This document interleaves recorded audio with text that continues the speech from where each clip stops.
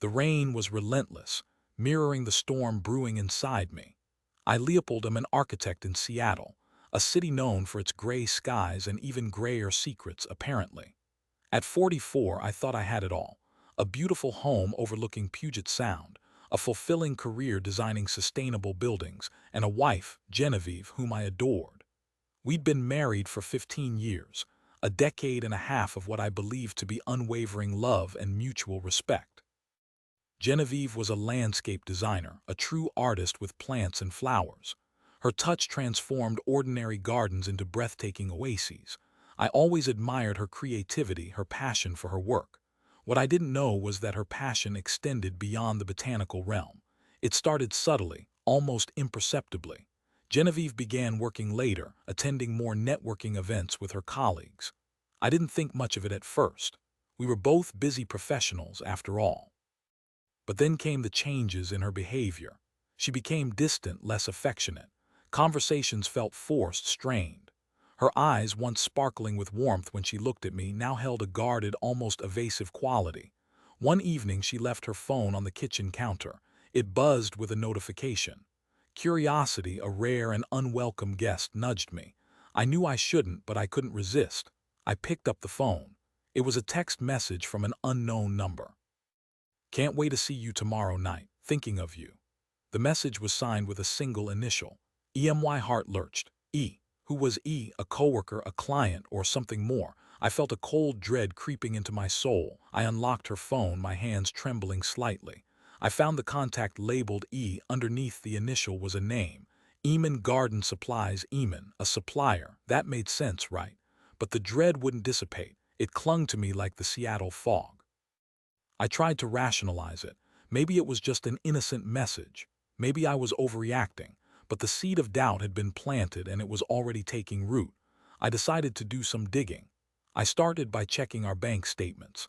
I noticed several charges at a small, upscale restaurant downtown, a place Genevieve and I had never been to together. The dates coincided with her late nights at work. My suspicion intensified. Then one Saturday morning, Genevieve told me she was going to a plant convention in Portland. I offered to drive her, but she insisted on going alone. "It's a long drive, Leopold," she said, her voice a little too high-pitched. "You have that big project deadline coming up. I don't want you to waste your weekend." That's when I knew. She was lying. I couldn't prove it, not yet, but I felt it in my bones. The woman I loved, the woman I had built my life with, was betraying me. I waited until she left, then I went into her office. I knew she kept a detailed calendar of her appointments and events. I found it tucked away in a drawer. The plant convention was indeed listed, but there was something else, something that made my blood run cold. The previous Tuesday she had an entry, lunch with Eamon, the Grandview Bistro, the same upscale restaurant from the bank statements. It was all starting to come together, a horrifying mosaic of lies and deceit. I felt sick, betrayed, utterly devastated. I decided to follow her to Portland. I know it sounds like something out of a bad movie, but I couldn't bear the uncertainty any longer. I needed to know the truth, no matter how painful it might be. I booked a flight and arrived in Portland a few hours after her. I rented a car and drove to the convention center where the plant convention was supposedly being held. I parked across the street and waited. Hours passed.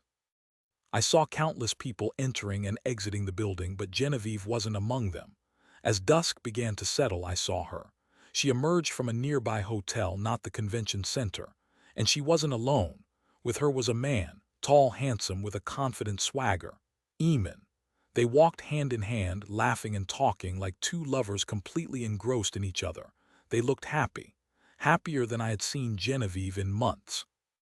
I watched them go into a restaurant, a small, intimate place with soft lighting and romantic music. I sat in my car, paralyzed with shock and grief. The reality of her betrayal hit me like a tidal wave, crushing me beneath its weight. I couldn't bring myself to confront them, not then. I was too numb, too heartbroken. I drove back to the airport, caught the next flight to Seattle, and went home. Genevieve returned the following day, acting as if nothing had happened.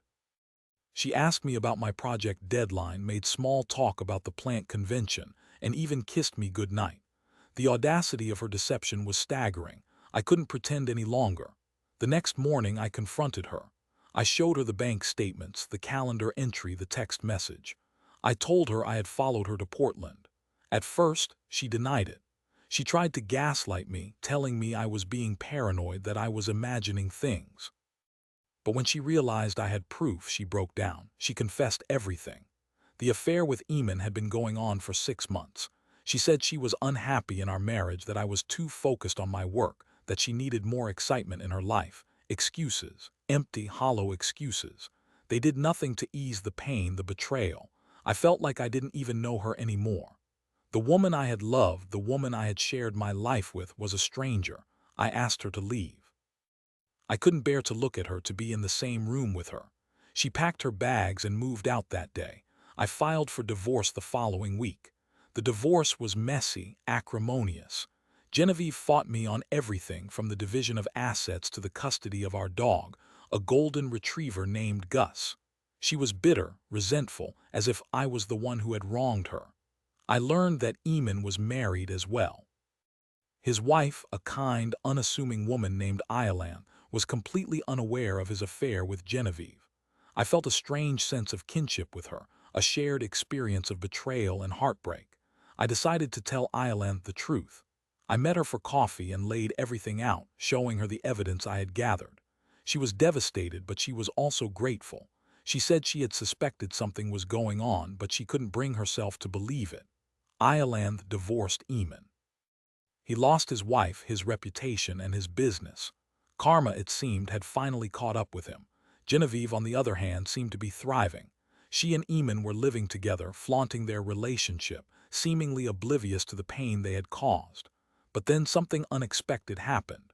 A year after our divorce, I received a phone call from Genevieve. Her voice was weak, trembling.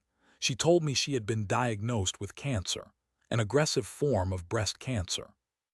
She was scared, alone, and she needed my help. I was stunned. After everything she had done, after all the pain she had caused, she was asking me for help. A part of me wanted to say no, to turn my back on her, to let her suffer the consequences of her actions. But I couldn't. Despite everything, I couldn't abandon her. We had shared so much together, so many years of love and happiness. I couldn't erase that, no matter how hard I tried. I helped her find the best doctors. I accompanied her to her chemotherapy appointments. I supported her emotionally. It was difficult, painful, but I did it. Not because I still loved her, but because it was the right thing to do. Genevieve fought her cancer with incredible courage and determination. She underwent surgery, chemotherapy, and radiation. It was a long, arduous battle, but she eventually won. She went into remission. The experience changed her. She became more humble, more compassionate, more grateful for the simple things in life. She apologized for her betrayal, for the pain she had caused. She said she understood now how much she had lost, how much she had taken for granted. I don't know if I will ever fully forgive her, but I have learned to accept what happened. I have moved on with my life. I have found happiness again. I am now in a relationship with Iolanthe. We bonded over our shared experience of betrayal, and we have built a strong, loving relationship based on trust and honesty. We are both grateful for the second chance we have been given. Genevieve is still in my life, but in a different way. We are friends, nothing more. We talk occasionally, and I am happy to see that she is doing well. Life is unpredictable, full of unexpected twists and turns. Betrayal can be devastating, but it can also be an opportunity for growth and transformation. It can teach us valuable lessons about ourselves, about love, and about forgiveness. And sometimes it can lead us to a new beginning, a second chance at happiness. This journey has been a testament to resilience and the possibility of finding love again amidst the wreckage of betrayal. It's a reminder that even after the most profound heartbreak, healing and new beginnings are possible.